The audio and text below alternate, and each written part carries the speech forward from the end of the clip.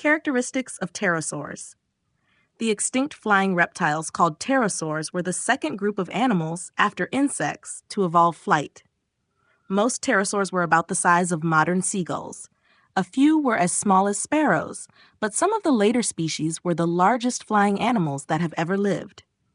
In 1817, ثيودور von Soomering published the first description of a pterosaur fossil, and thinking that it was that of an unusual bat species, he drew his reconstruction with a very bat-like posture and wing. His early reconstruction of a pterosaur has haunted the public and scientific perception of pterosaurs ever since.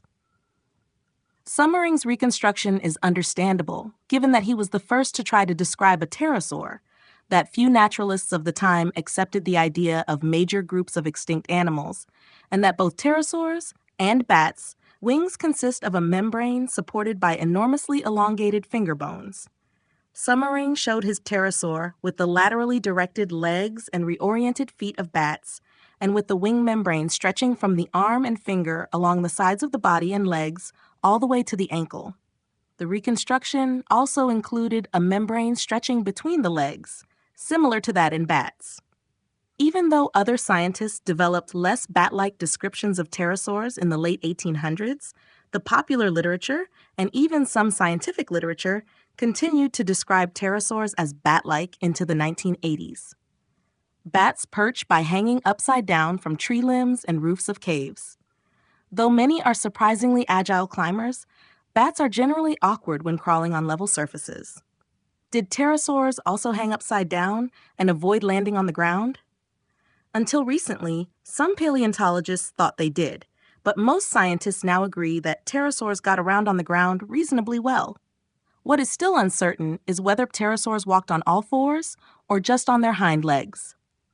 Pterosaurs' ancestors were bipedal, two-footed, and used their tails to balance their forward-tilted trunks and heads.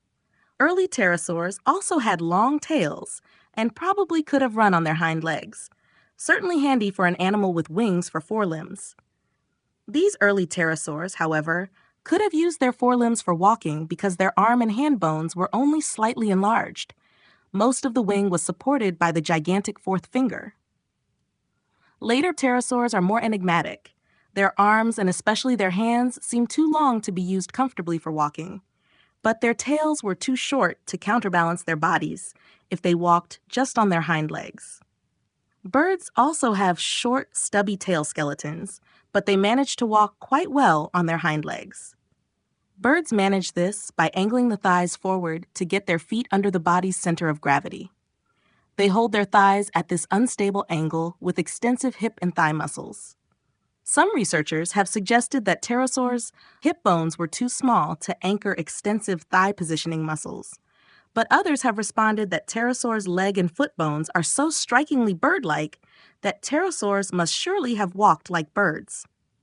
Recently, however, some pterosaur experts have concluded that a number of fossil trackways, trails of preserved footprints, were made by pterodactyloid pterosaurs, and these animals clearly walked on all four limbs.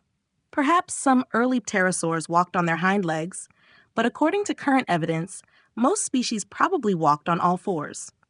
In any case, large pterosaurs with 8 or 10-meter wingspans and weighing as much as an adult human do not seem likely candidates for a bat-like existence confined to clambering about in trees and hanging upside down from branches. Pterosaurs also possessed some obvious adaptations for powered flight.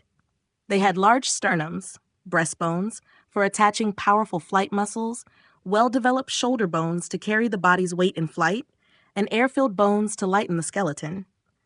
Some even had a furcula, a fused breastbone also found in birds, perhaps to flex like a spring and help raise the wings during the upstroke. How competent were they at flying? The original bat-like reconstructions, along with their classification as reptiles, suggested to many earlier biologists that pterosaurs were only gliders.